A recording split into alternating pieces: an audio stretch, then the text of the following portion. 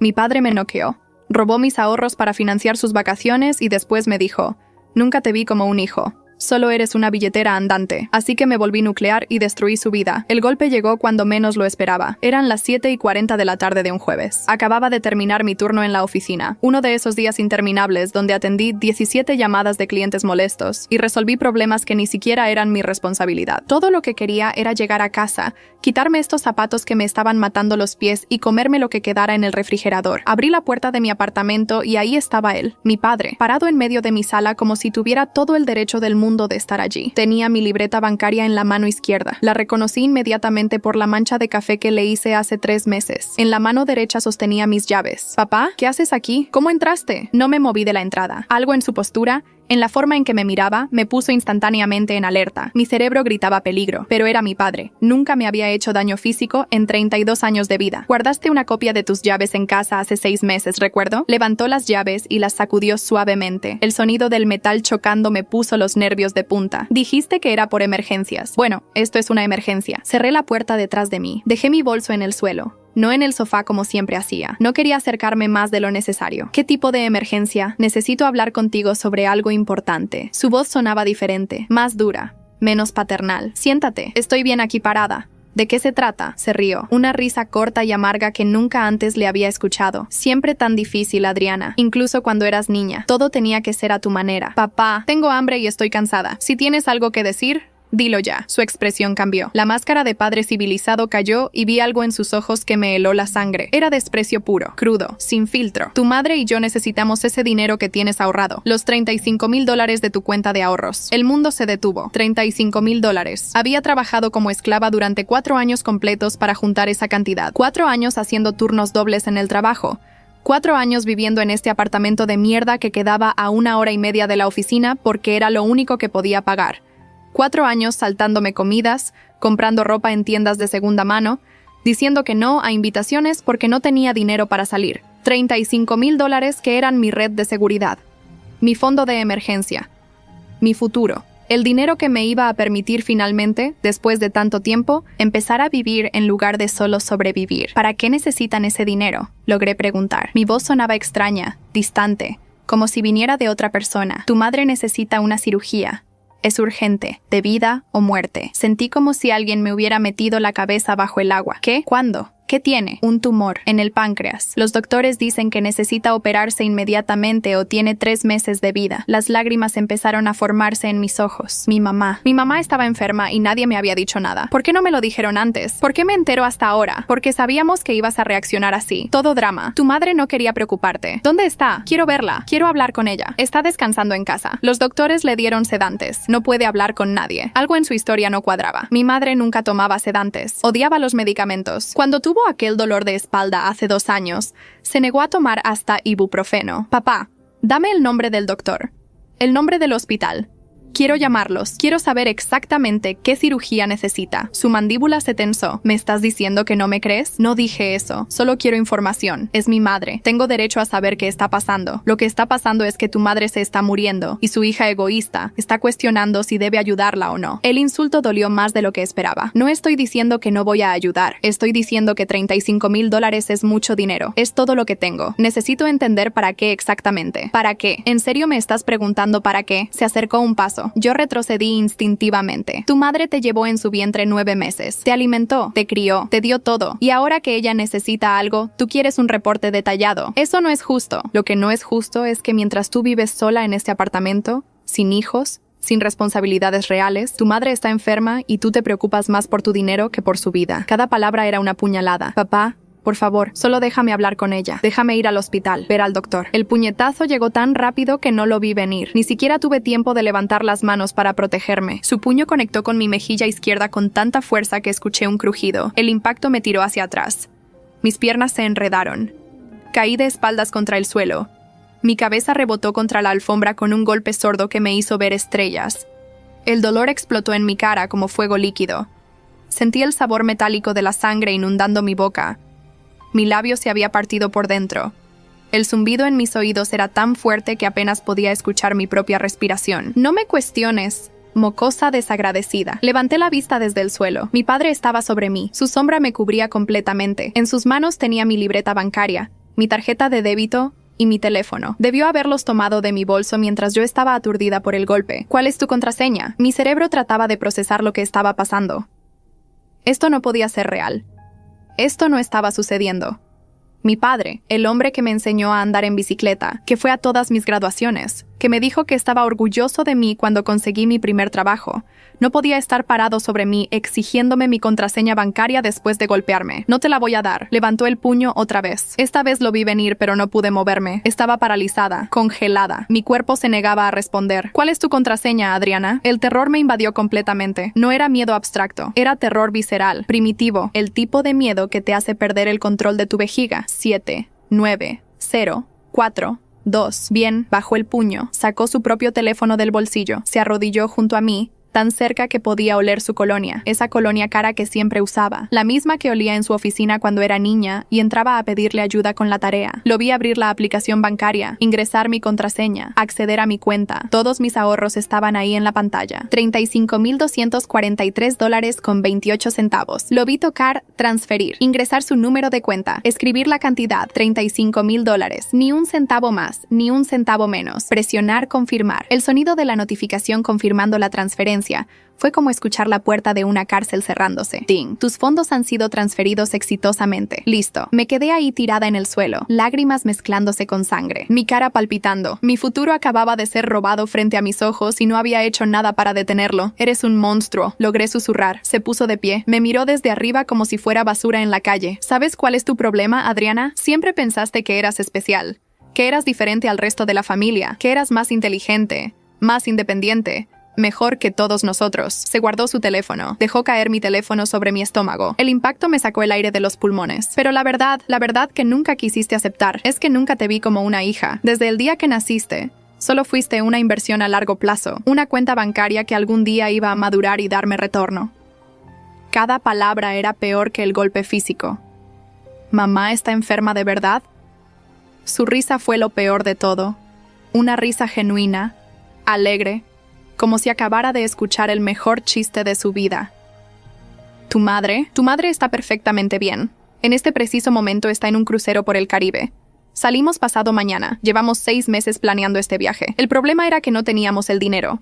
Hasta ahora, el mundo dejó de tener sentido. No había emergencia, no había cirugía, no había tumor, no había nada más que mentiras y codicia. Me mentiste. Te dije exactamente lo que necesitabas escuchar para que soltaras el dinero. Y funcionó. Se encogió de hombros. Siempre funcionó. Cuando querías ir a esa escuela cara, te dije que era tu futuro. Cuando necesitaba dinero para mi negocio, te dije que era una inversión familiar. Siempre supiste qué botones presionar contigo. ¿Siempre? ¿Cuántas veces has hecho esto? Las suficientes. Caminó hacia la puerta. Se detuvo con la mano en el pomo. Ah, y Adriana, si se te ocurre ir a la policía, si se te ocurre causar problemas o abrir tu boca con alguien de la familia, le voy a decir a todos que te negaste a ayudar a tu madre moribunda, que preferiste guardar tu dinero mientras ella se moría. ¿Quién crees que te va a creer? ¿La hija problemática que siempre ha sido difícil? ¿O el padre preocupado que solo intentaba salvar a su esposa? Abrió la puerta. La luz del pasillo entró como un foco. Gracias por las vacaciones, hija. Te voy a enviar una postal desde Cancún. La puerta se cerró con un clic suave que resonó como un disparo en el silencio del apartamento. Me quedé en el suelo. No podía moverme. No podía pensar. Mi cerebro se había apagado, incapaz de procesar la magnitud de lo que acababa de pasar. 4 años de trabajo robados en 15 minutos. Mi futuro destruido por el hombre que se suponía debía protegerme. No sé cuánto tiempo estuve ahí tirada. Podría haber sido 5 minutos o 5 horas. El dolor en mi cara eventualmente me obligó a moverme. Me arrastré hasta el baño. Me miré en el espejo. Mi mejilla izquierda estaba hinchada y empezaba a ponerse morada. Mi labio partido sangraba sobre mi barbilla. Tenía sangre seca en el cuello. Mis ojos estaban rojos e hinchados de llorar. Me lavé la cara con agua fría. Cada toque dolía, pero necesitaba limpiar la sangre. Necesitaba ver el daño real. Mientras el agua corría por el lavabo volviéndose rosa, algo cambió dentro de mí. El shock inicial empezó a disiparse. El dolor emocional empezó a transformarse en algo diferente. Algo frío y claro y absolutamente implacable. Mi padre cometió un error esa noche. Un error fatal. Pensó que me había destruido. Pensó que me había dejado quebrada, asustada, demasiado avergonzada para hacer algo. Pensó que sus amenazas funcionarían como siempre habían funcionado, pero lo único que hizo fue liberarme. Me liberó de la ilusión de que era mi padre. Me liberó de cualquier obligación moral que sentía hacia él. Me liberó del miedo a decepcionarlo, a perderlo, a no ser suficiente para él. Porque ahora sabía la verdad. No tenía un padre. Tenía un depredador, un ladrón, un hombre capaz de golpear a su propia hija por dinero. Y esa verdad brutal y clara, se convirtió en mi arma. Tomé mi teléfono del suelo de la sala donde lo había dejado caer.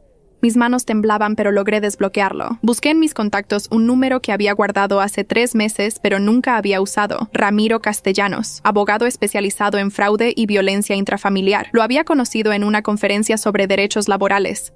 Me había dado su tarjeta y me había dicho que si alguna vez necesitaba ayuda legal, lo llamara. Marqué el número. Eran las 9:15 de la noche. Probablemente no contestaría. Oficina de Ramiro Castellanos. Mi voz salió rota, temblorosa, pero clara. Necesito denunciar un robo y necesito destruir completamente a la persona que lo cometió. Ramiro Castellanos llegó a mi apartamento 45 minutos después de mi llamada. No vino solo. Trajo a una mujer que se presentó como doctora Luz Méndez, médico forense especializada en documentar lesiones por violencia doméstica. Adriana, necesito que me permitas fotografiar tus lesiones, dijo la doctora Méndez mientras abría un maletín profesional. Cada golpe, cada moretón, cada marca. Todo puede servir como evidencia. Me tomó 23 fotografías desde diferentes ángulos, mi mejilla, mi labio, el moretón que empezaba a formarse en mi espalda donde había caído, las marcas rojas en mi muñeca donde mi padre me había agarrado. Cada clic de la cámara me recordaba lo real que era todo esto. Esto es agresión física con agravante de robo, dijo Ramiro mientras revisaba las fotos en su tablet. Tu padre entró a tu domicilio sin autorización, te agredió físicamente y te obligó bajo amenaza a entregar información bancaria confidencial. Son 3 delitos graves. Él tiene copia de mis llaves. Yo se las di hace meses. ¿Te dio permiso explícito para entrar hoy? No. Entonces es entrada ilegal. El hecho de que tenga llaves no le da derecho automático a entrar cuando quiera. Ramiro se sentó frente a mí en el sofá. Adriana, necesito que me cuentes todo desde el principio, sin omitir detalles. Le conté todo, desde el momento en que abrí la puerta hasta el momento en que se fue. Cada palabra que dijo, cada amenaza que hizo, la transferencia bancaria, las mentiras sobre mi madre. ¿Dijiste que mencionó un crucero por el Caribe? Sí, dijo que salen pasado mañana, que llevan 6 meses planeándolo. Ramiro sonrió. No era una sonrisa agradable, era la sonrisa de alguien que acababa de encontrar la pieza clave en un rompecabezas. Eso es perfecto. Si tu padre sale del país con dinero robado, eso agrega premeditación al caso. Demuestra que esto no fue impulsivo, fue planeado. Pero él va a decir que yo le di el dinero voluntariamente. Por eso necesitamos actuar rápido. Ramiro sacó su teléfono. Voy a llamar a un detective que trabaja en fraudes financieros. Se llama Inspector Rojas. Es bueno en estos casos. Mañana a primera hora vamos a presentar una denuncia formal. Mi padre dijo que si iba a la policía, le diría a toda la familia que me negué a ayudar a mi madre enferma. Que lo haga, dijo Ramiro con frialdad.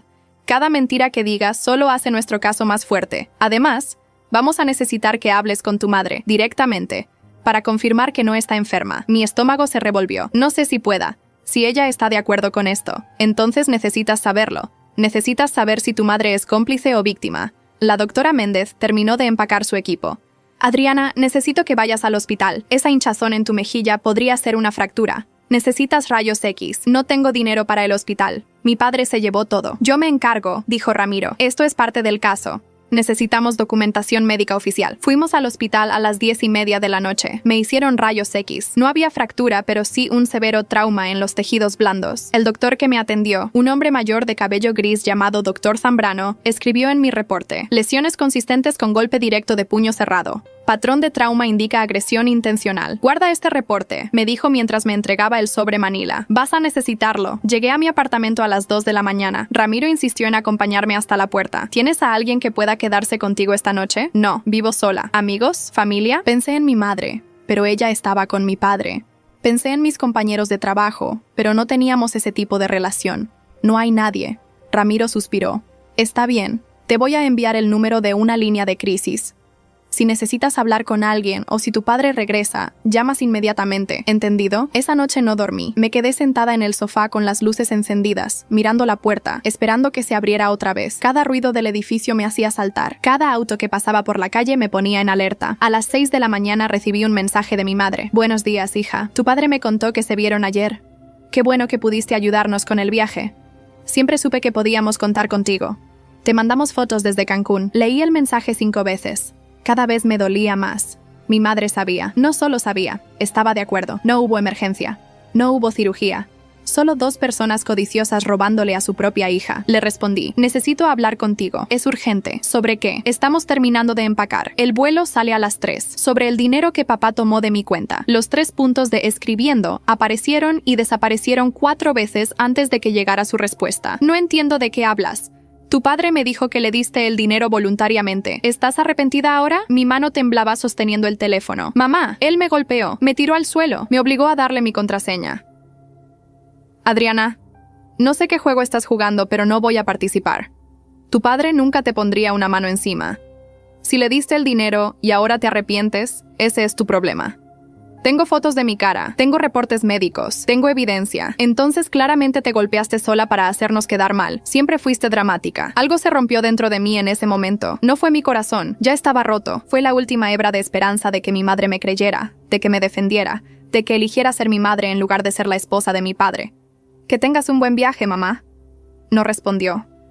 A las 9 de la mañana estaba en la estación de policía con Ramiro. El inspector Rojas era un hombre de unos 50 años, con bigote gris y ojos que habían visto demasiadas cosas malas. Me hizo contar mi historia 3 veces, cada vez haciéndome más preguntas. ¿Tienes prueba de que tu padre tomó el dinero sin tu consentimiento? Tengo las lesiones, tengo los reportes médicos. Eso prueba que te golpeó, no prueba que el dinero fue robado. Él me amenazó. Me dijo que si iba a la policía, le diría a todos que me negué a ayudar a mi madre enferma. ¿Tienes esa amenaza grabada? No. El inspector Rojas suspiró. Mira, Adriana, créeme que quiero ayudarte, pero estos casos de violencia familiar son difíciles de probar, especialmente cuando involucran dinero. Tu padre va a decir que le diste el dinero voluntariamente. Va a decir que las lesiones fueron un accidente o que ni siquiera él te las causó. ¿Entonces no pueden hacer nada? No dije eso. Podemos presentar cargos por agresión.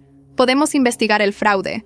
Pero necesito que entiendas que esto va a ser una batalla larga. ¿Cuánto tiempo? Meses, tal vez años. Sentí las lágrimas quemar mis ojos, pero no las dejé caer. No aquí, no frente a este hombre que claramente ya había decidido que mi caso no era prioritario. ¿Y mientras tanto mi padre se va de vacaciones con mi dinero? Técnicamente no podemos impedirle que viaje. No ha sido formalmente acusado de ningún delito. Esto es una mierda. Lo sé. Pero así funciona el sistema.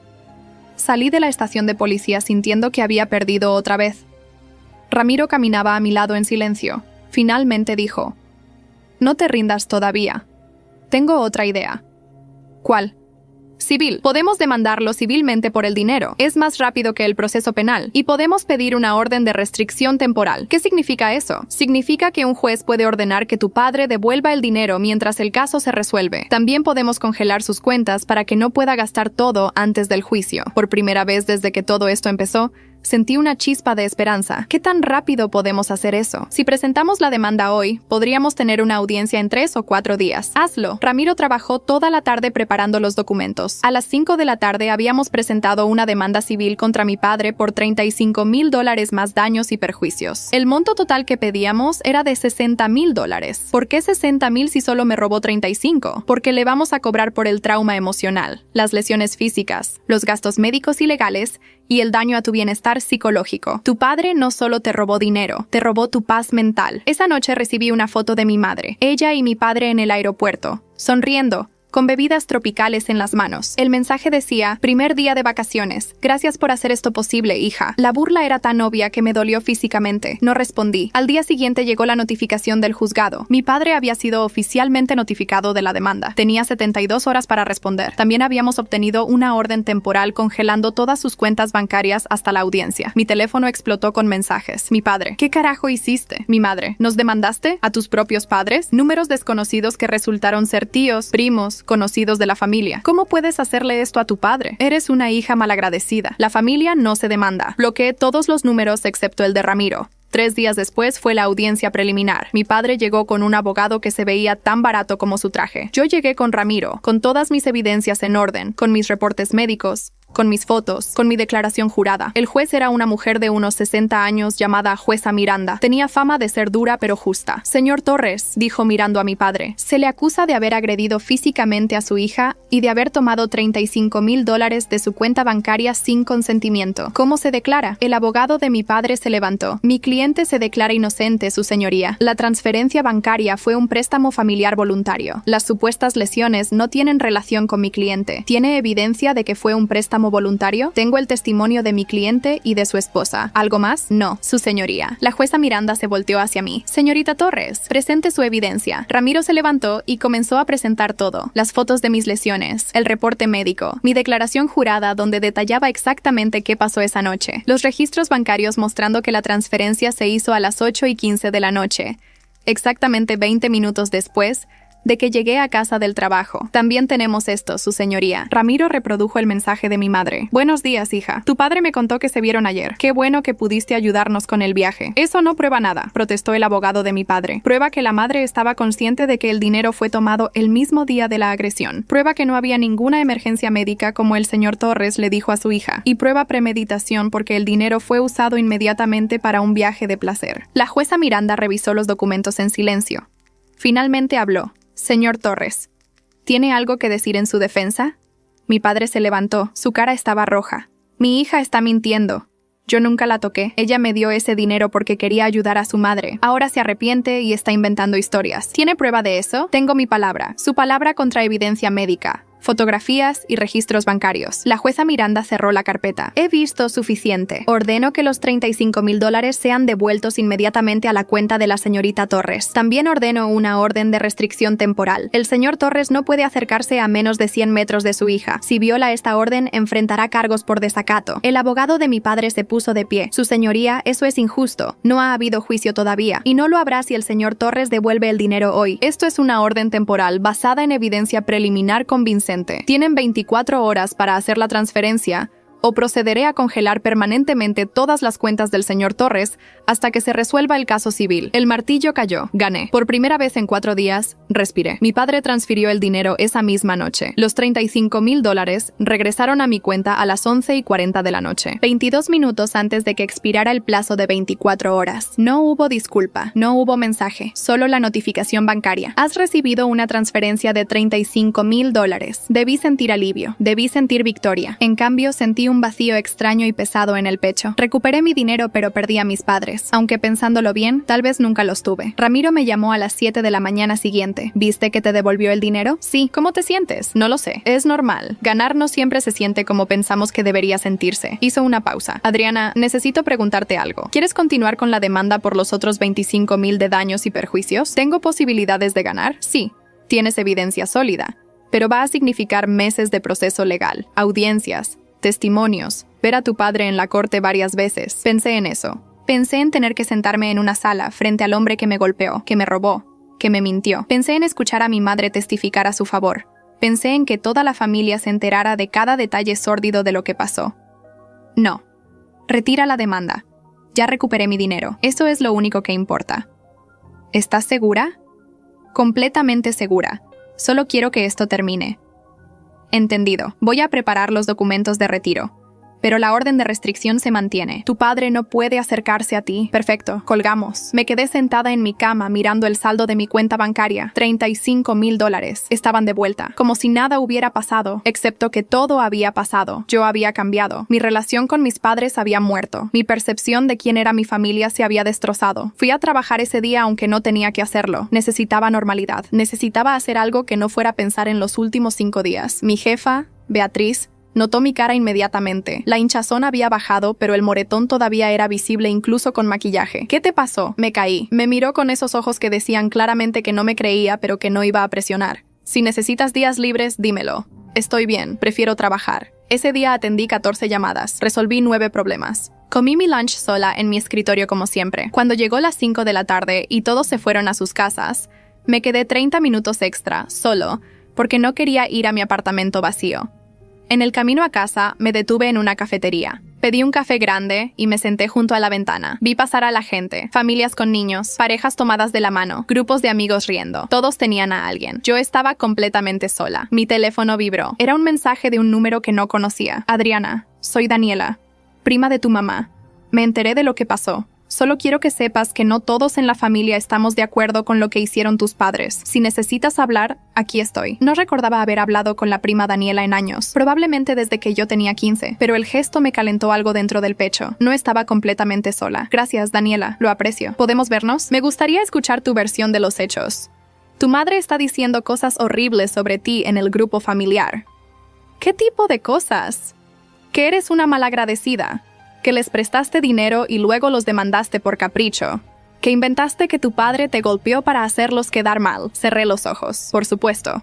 Por supuesto, mi madre estaba haciendo eso. Tengo evidencia de todo lo que pasó. Fotos, reportes médicos, todo. Lo sé. Por eso quiero escucharte a ti. Quedamos de vernos el sábado en la misma cafetería. Daniela llegó puntual. Era una mujer de 38 años. Cabello castaño largo. Ojos verdes como mi madre. Nos abrazamos. Fue el primer abrazo que recibí desde que todo empezó y casi me hace llorar. Le conté todo. Le mostré las fotos. Le mostré los reportes médicos. Le mostré los mensajes de mi madre. Daniela escuchó en silencio. Cuando terminé, tenía lágrimas en los ojos. Adriana, lo siento tanto. Lo siento tanto. No es tu culpa, pero es mi familia. Y debería haber sabido que algo andaba mal. Tu tío Héctor, el hermano de tu mamá, siempre decía que tu papá era raro con el dinero, que siempre estaba pidiendo préstamos y nunca pagaba. ¿En serio? Sí. Hace como 10 años le pidió dinero prestado a mi papá. $20,000. Dijo que era para un negocio. Nunca le devolvió ni un centavo. Mi papá eventualmente dejó de pedírselo porque tu mamá le rogó que no causara problemas. Otra pieza del rompecabezas cayó en su lugar. Mi padre tenía historial de robar a su familia. Yo no era la primera.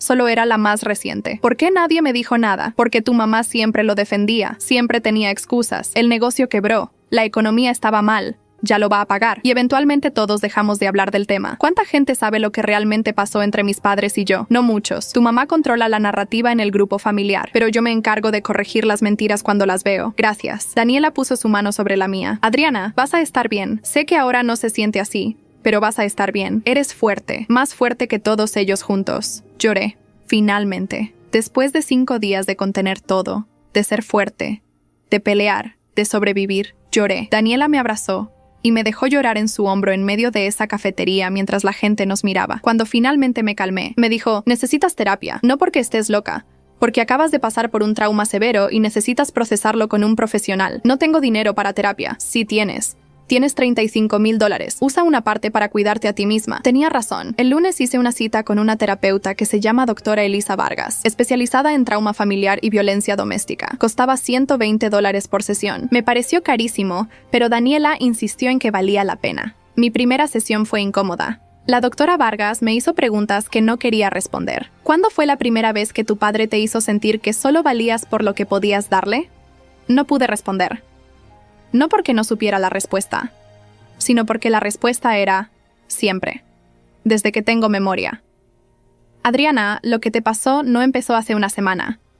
El golpe, el robo, eso fue solo la culminación de años de abuso emocional y financiero. Mi padre nunca antes me había golpeado. El abuso no es solo físico. Tu padre te entrenó toda tu vida para creer que tu valor estaba en lo que podías proveerle. Eso es abuso. Esa sesión me destruyó. Salí llorando. Llegué a mi apartamento y seguí llorando. Lloré por la niña que creció pensando que el amor se compraba. Lloré por la adolescente que trabajaba para impresionar a un padre que nunca iba a estar orgulloso. Lloré por la mujer que justificó años de maltrato emocional porque así son las familias. Lloré por todo lo que perdí y por todo lo que nunca tuve. Las semanas pasaron. Seguí yendo a terapia. Seguí trabajando. Seguí viviendo. Mi madre intentó contactarme 3 veces. Bloqueé su número después del tercer intento. Un día, 6 semanas después de todo, recibí una llamada de Ramiro. Adriana, necesito informarte algo. Tu padre presentó una contrademanda. Mi estómago se hundió. ¿Por qué? Está demandando por difamación. Dice que arruinaste su reputación al acusarlo falsamente de robo y agresión. Pero no lo acusé falsamente. Tengo evidencia. Lo sé. Y por eso esta demanda no va a prosperar. Pero necesitas saber que esto va a pasar. Va a intentar asustarte para que no hables. ¿Cuánto está pidiendo? $100,000. Casi me caigo de la silla. ¿Qué? Eso es absurdo. Es una táctica de intimidación. No te preocupes. Vamos a pelear esto y vamos a ganar. Pero me preocupé. Por supuesto que me preocupé. Durante días no pude dormir pensando en que mi padre podría ganar, que podría quitarme no solo los 35,000, sino más, que podría dejarme en bancarrota. La doctora Vargas me ayudó a procesar el miedo. Tu padre es un abusador, y cuando los abusadores pierden control sobre sus víctimas, escalan la violencia, no físicamente necesariamente, pero de otras formas. Demandas frívolas. Difamación. Intentar destruir tu credibilidad. ¿Cómo detengo esto? No cedes. No te rindes. No le das el poder de asustarte hasta la sumisión. 3 meses después hubo otra audiencia, esta vez para la contrademanda de mi padre. Llegué preparada. Ramiro trajo toda la evidencia otra vez. Las fotos, los reportes, los registros bancarios, todo. El nuevo abogado de mi padre, uno que se veía mucho más caro que el primero, argumentó que yo había difamado a mi padre al decirle a la familia que me había golpeado y robado. Mi cliente ha perdido relaciones familiares valiosas debido a las mentiras de su hija, dijo el abogado. Ha sufrido daño emocional severo. Merece compensación. La jueza Miranda, la misma del caso anterior, lo miró con expresión plana. ¿Su cliente tiene evidencia de que las acusaciones son falsas? Tiene su testimonio y el de su esposa. Eso ya lo escuché la vez pasada. ¿Tiene algo nuevo? No, su señoría. Entonces, esta demanda es desestimada. Señor Torres, si vuelve a presentar demandas frívolas contra su hija, voy a considerarlo acoso legal y voy a imponer sanciones. ¿Entendido? Mi padre estaba sentado detrás de su abogado, con la cara roja de rabia. Me miró con tanto odio que sentí el peso de su mirada como algo físico. Entendido, su señoría, dijo su abogado. Gané otra vez. Pero esta vez no sentí nada. Ni alivio, ni alegría, ni satisfacción. Solo cansancio. Estaba tan cansada de pelear, de defenderme, de tener que probar una y otra vez que no estaba mintiendo. Después de la audiencia, Ramiro me llevó a tomar café. Se acabó, Adriana. No puede demandarte otra vez. La jueza fue clara. ¿Y si lo hace de todas formas? Entonces enfrenta cargos por desacato y posibles sanciones financieras. Tu padre finalmente entendió que no puede ganarte. Esa noche dormí 8 horas completas por primera vez en meses. 4 meses después de que mi padre me golpeó y me robó, finalmente empecé a sentir que mi vida volvía a ser mía. La terapia ayudó, el trabajo ayudó, la distancia ayudó. Pero entonces llegó el mensaje. Era de mi hermano menor, Esteban. Tenía 26 años. Vivía con su novia en un apartamento que mis padres pagaban. Nunca habíamos sido cercanos. Él siempre fue el favorito, el hijo perfecto que nunca cuestionaba nada. Adriana, necesito hablar contigo. Es urgente. ¿Podemos vernos? Dudé. No había hablado con nadie de mi familia excepto Daniela en 4 meses. ¿De qué se trata? Preferible en persona. Por favor. Había algo en su tono que me hizo decir que sí. Quedamos en un restaurante neutral. Uno donde ninguno de los dos había estado antes. Esteban llegó tarde. Se veía terrible. Ojos rojos, barba sin afeitar, ropa arrugada. No era el Esteban perfectamente arreglado que conocía. Gracias por venir, dijo sentándose frente a mí. ¿Qué pasa? Papá y mamá me cortaron. Completamente. Dejaron de pagar mi renta. Bloquearon mis números. Me echaron de la familia. Me quedé mirándolo, procesando las palabras. ¿Por qué? Porque les pregunté sobre ti, porque les dije que quería escuchar tu versión de lo que pasó. Se frotó la cara con ambas manos. Mamá me dijo que si seguía preguntando me iba a pasar lo mismo que a ti. Pensé que estaba exagerando, pero no. 2 días después me llamó el dueño del apartamento diciendo que mis padres cancelaron el pago. Tengo hasta fin de mes para desalojar. ¿Tu novia? Me dejó. Dijo que si no puedo pagar la renta, no puede estar conmigo. Debí sentir satisfacción. Debí sentir que finalmente estaba obteniendo justicia, que la familia que me abandonó estaba implosionando.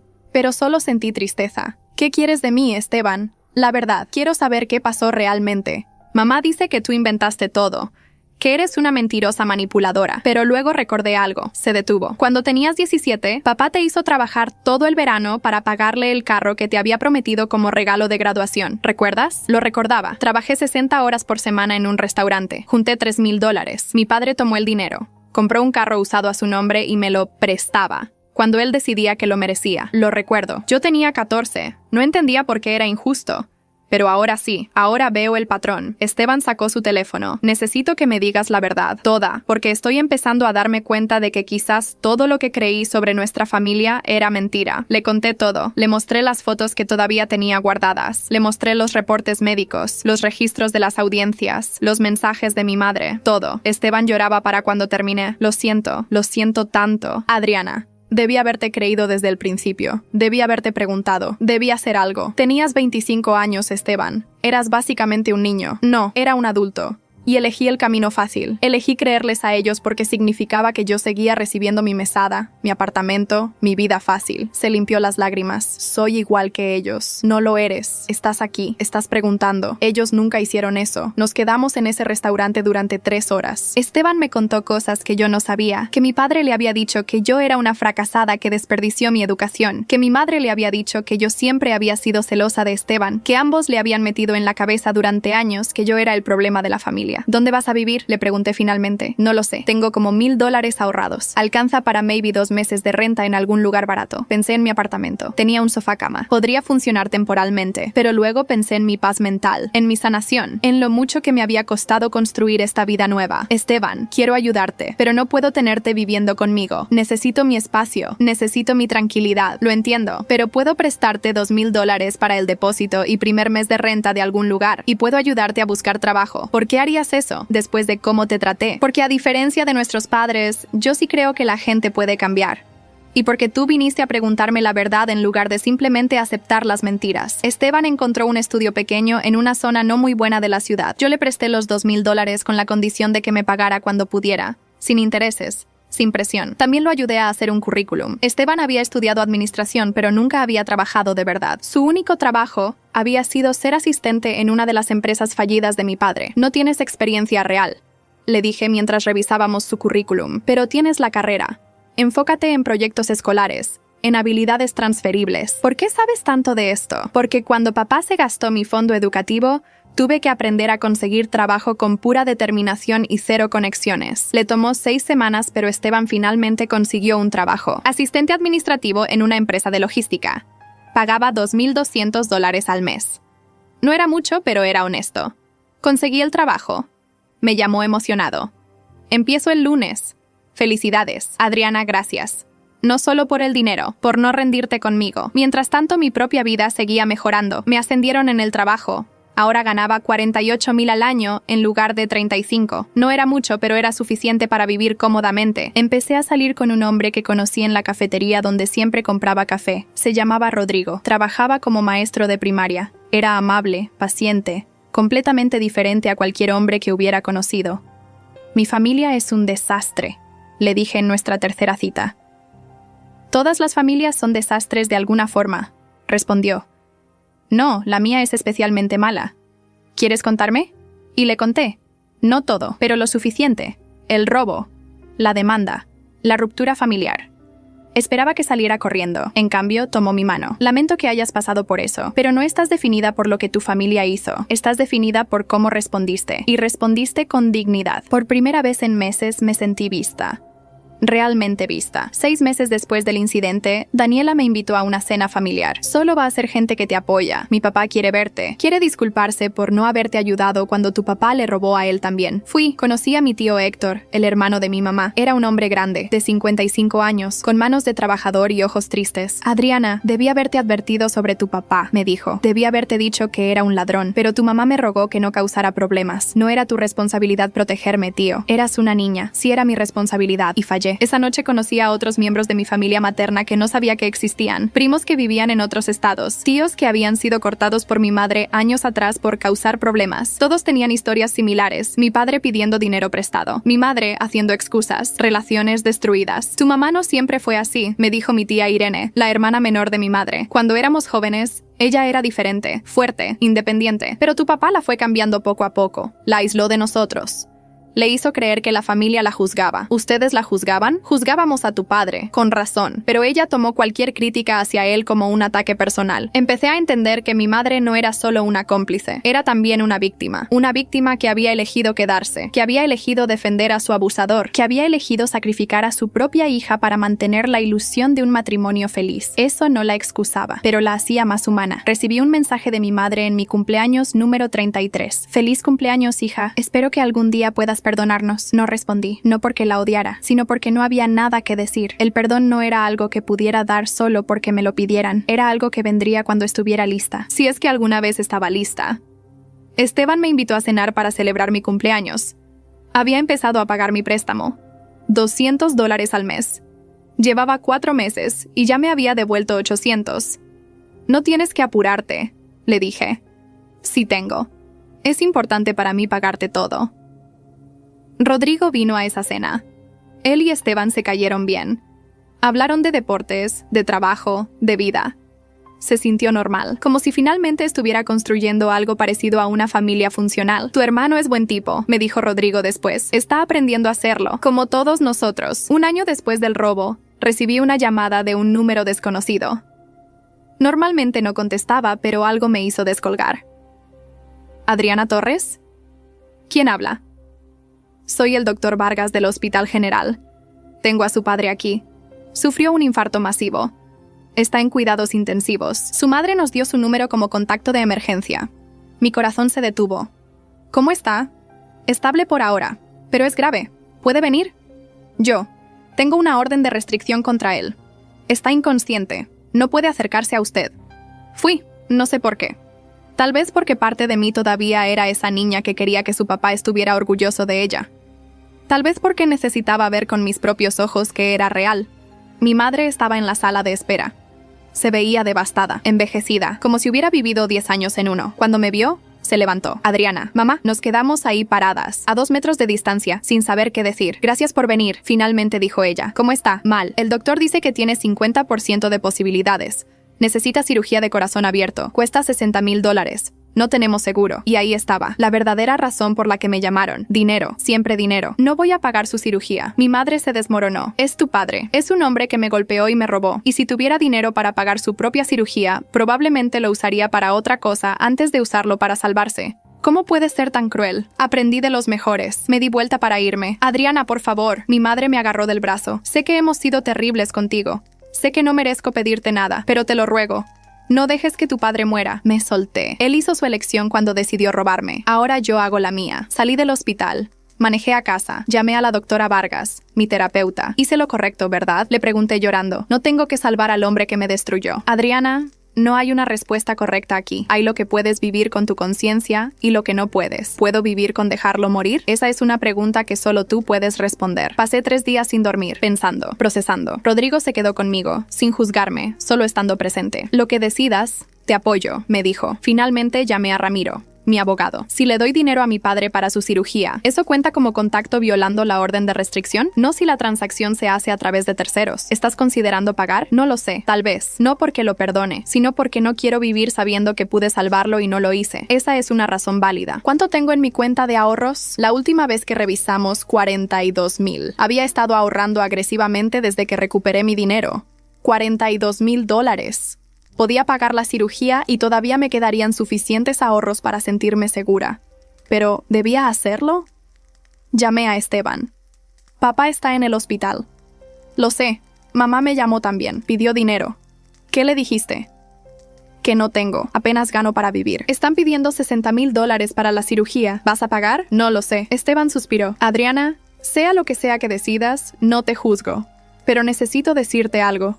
Papá nunca va a cambiar. Incluso si sobrevive esto, va a seguir siendo el mismo. Y si le das el dinero, va a tomarlo como prueba de que eventualmente siempre cedes. Tenía razón.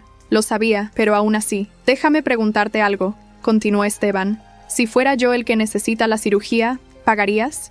Sí, sin dudar. ¿Por qué? Porque tú cambiaste, porque te disculpaste, porque hiciste el trabajo de ser mejor. Exacto. Papá nunca ha hecho ese trabajo. Nunca se ha disculpado. Nunca ha admitido que hizo algo malo. ¿Por qué merece tu dinero? Colgué, lloré y tomé mi decisión. Llamé al hospital. Pedí hablar con el doctor Vargas. Voy a pagar la mitad de la cirugía, $30,000. Pero bajo una condición. ¿Cuál? Mi padre debe firmar un documento renunciando permanentemente a cualquier derecho de contactarme o demandarme en el futuro. Y mi madre debe hacer lo mismo. No sé si estén en condiciones de firmar. Entonces no hay dinero. Es así de simple. El doctor tardó 2 horas en llamarme de vuelta. Aceptaron. Ambos van a firmar. Ramiro preparó los documentos. Renuncia total y permanente de derechos parentales. Renuncia a cualquier contacto futuro. Reconocimiento de deuda pagada. Todo legal, todo vinculante. Mis padres firmaron desde la cama del hospital. Mi madre llorando. Mi padre apenas consciente. Transferí los $30,000 directamente al hospital. Ni un centavo pasó por las manos de mis padres. La cirugía fue exitosa. Mi padre sobrevivió. Y yo finalmente, quedé libre. 2 años después de que mi padre me golpeó y me robó, mi vida era completamente diferente. Rodrigo y yo nos comprometimos. La propuesta fue simple, en esa misma cafetería donde nos conocimos. No tengo mucho que ofrecerte excepto una vida tranquila y un amor honesto, me dijo. ¿Es suficiente? Era más que suficiente. Nos casamos 6 meses después. Fue una boda pequeña, 30 personas. Daniela fue mi dama de honor. Esteban caminó conmigo por el pasillo porque no había nadie más que quisiera que lo hiciera. El tío Héctor nos casó, era juez retirado. Mis padres no estaban invitados. Legalmente no podían estar. El documento que firmaron 2 años atrás era permanente y absoluto. Mi madre intentó enviar una carta. La rechazamos sin abrirla. Mi padre no intentó nada. Según Daniela, que todavía tenía contacto con esa parte de la familia, se había vuelto amargado y aislado. Vivía de una pensión mínima. Mi madre trabajaba a tiempo completo como cajera para complementar los ingresos. ¿No sientes culpa?, me preguntó la doctora Vargas en nuestra última sesión de terapia. Después de 2 años, finalmente estábamos terminando el tratamiento. No, siento tristeza por lo que pudo haber sido, pero no culpa por protegerme a mí misma. Eso es crecimiento. Esteban terminó de pagarme los $2,000 que le presté. El último pago llegó 2 semanas antes de mi boda. Incluía una nota. Gracias por no rendirte conmigo cuando todos los demás lo hicieron. Te debo más que dinero. Te debo mi vida. Había conseguido un mejor trabajo. Ahora ganaba $35,000 al año. Tenía su propio apartamento. Una novia nueva que lo trataba bien.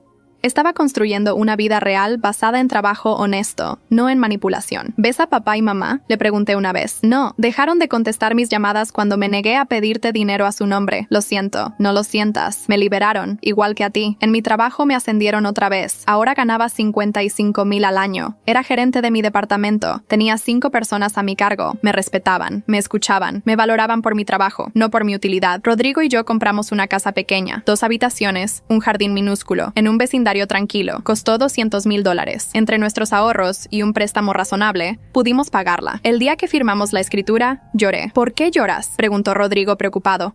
Porque es mía. Realmente mía. Nadie puede quitármela. Nadie la usó como garantía para sus deudas. Nadie firmó mi nombre sin permiso. Es mía. Entendió sin que tuviera que explicar más. 3 años después del incidente, Daniela me llamó. Tu padre está en el hospital otra vez. Otro infarto. No va a sobrevivir este. ¿Me estás preguntando si quiero ir? No. Solo informándote. Gracias por decirme. No fui. No llamé. No envié flores. No hice nada. Mi padre murió 2 días después. Solo. Mi madre estaba en su trabajo cuando pasó. El funeral fue pequeño. 8 personas. Mi madre, algunos conocidos de su edificio. Un par de primos lejanos. Esteban fue, pero se quedó en la parte de atrás. Daniela fue para apoyar a mi madre. No fui. Recibí una llamada de mi madre una semana después del funeral. Rodrigo contestó porque yo le había dado instrucciones de bloquear su número. Dice que necesita hablar contigo urgentemente, me informó Rodrigo. Dile que no. Dice que es sobre dinero que te dejó tu padre. Eso me sorprendió. Ponla en altavoz. La voz de mi madre sonaba cansada, derrotada. Adriana, tu padre dejó un testamento. Te dejó algo. No quiero nada de él. Es una carta. Y $500. Eso es todo lo que tenía cuando murió. Quédate con el dinero. No quiero la carta. Adriana, por favor, léela. Es lo último que me pidió antes de morir. Entonces dile que me dejó en paz como yo le pedí. Colgué, pero la carta llegó por correo 3 días después. No la abrí. La puse en un cajón y la olvidé. 6 meses después, durante una sesión de terapia ocasional con la doctora Vargas, le mencioné la carta. ¿No tienes curiosidad de saber qué dice? No. ¿Por qué? Porque no importa qué diga. Si es una disculpa, es demasiado tarde. Si es una justificación, no me interesa. Si es otra manipulación, no voy a caer. Esa es una posición muy clara. Trabajé duro para llegar aquí. No voy a retroceder por leer palabras de un muerto. Pero la curiosidad eventualmente ganó. 1 año después de recibir la carta, en la tarde lluviosa de un domingo, finalmente la abrí. La letra era temblorosa, débil. Probablemente la escribió desde el hospital. Adriana, no espero que me perdones. No merezco tu perdón. Pasé mi vida usando a las personas que amaba como recursos en lugar de tratarlas como personas. Te fallé como padre. Le fallé a tu madre. Le fallé a Esteban. Le fallé a todos. Cuando me golpeó el primer infarto, pensé que era castigo divino. Cuando sobreviví gracias a tu dinero, pensé que era una segunda oportunidad, pero desperdicié esa oportunidad también. Seguí siendo el mismo. Seguí culpando a todos menos a mí. No tengo excusas, solo tengo arrepentimiento y la esperanza de que tú, a diferencia de mí, encuentres paz. Los $500 son todo lo que quedó de los $35,000 que te robé. El resto se fue en deudas, intereses, malas decisiones. Sé que no es nada comparado con lo que te quité, pero es todo lo que puedo devolver. Espero que seas feliz. Mereces serlo mucho más que yo. Tu padre que nunca aprendió a hacerlo. Leí la carta 3 veces. No lloré. No sentí perdón. No sentí cierre. Sentí nada. Y eso estaba bien. Doné los $500 a una organización que ayudaba a víctimas de violencia doméstica. Quemé la carta en la chimenea de mi casa. Rodrigo me abrazó mientras las cenizas flotaban hacia arriba. ¿Te sientes mejor? No mejor, pero tampoco peor. Solo. Diferente. ¿Diferente cómo? Como si finalmente cerrara una puerta que debió cerrarse hace años. 4 años después del robo, Descubrí que estaba embarazada. Rodrigo lloró de alegría. Yo también lloré, pero por razones diferentes. ¿Voy a ser como ellos? Le pregunté a la doctora Vargas. ¿Quiénes? Mis padres. ¿Voy a repetir el patrón? El hecho de que te preguntes eso significa que no lo harás. Los abusadores no cuestionan sus acciones. Tú ya estás haciendo el trabajo que ellos nunca hicieron. Nuestra hija nació en marzo. Le pusimos Elena, por nadie en particular, solo porque nos gustó el nombre. El día que nació, sosteniéndola en mis brazos, hice una promesa silenciosa. Nunca vas a tener que comprar mi amor. Nunca vas a sentir que tu valor está en lo que puedes darme. Nunca vas a preguntarte si te quiero porque la respuesta siempre, siempre será sí. Esteban vino a conocerla. Trajo un oso de peluche y flores para mí. Va a tener la mejor mamá del mundo, dijo. Y el mejor tío, respondí. Mi madre intentó contactarme cuando nació Elena.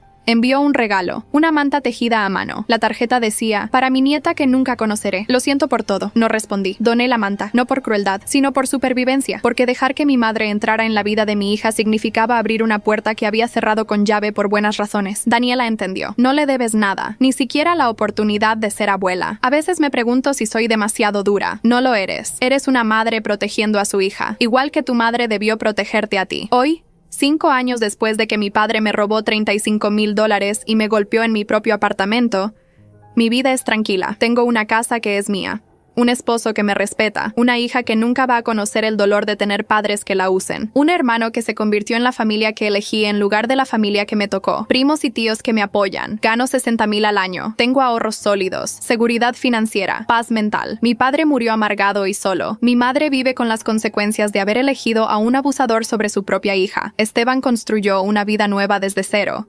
Y yo finalmente entendí que no tengo que perdonar para sanar, que está bien protegerme, que la familia real no es la que comparte tu sangre, sino la que respeta tus límites. Hay días en que todavía siento tristeza por lo que pudo haber sido. Hay momentos en que veo a Elena jugar con Rodrigo y pienso en que nunca tuve eso con mi padre, pero no cambiaría nada. Porque cada golpe, cada lágrima, cada batalla legal, cada decisión difícil me trajo aquí, a esta vida, a esta paz. Mi padre pensó que destruirme me haría débil. En cambio, me hizo inquebrantable, y esa es la mejor venganza de todas.